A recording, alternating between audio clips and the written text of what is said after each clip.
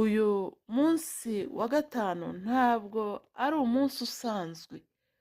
Bwa mbere na mbere ni umunsi twongerewe mu yacu yo kurama, kandi ni umunsi twongerewe kugira ngo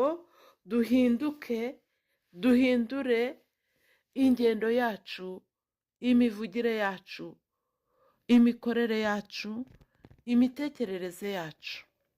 Duhinduke rwose kandi duhindutse bashya. Ni umunsi wo kwibuka ko nta muntu uri kure cyane ku buryo Imana itamukura aho ari, ku buryo Imana itamugarura.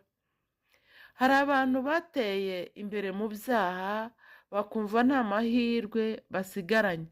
Ni ukuvuga ngo ibyaha babihinduye ubuzima busanzwe ku buryo bumva ariko bagomba kuba.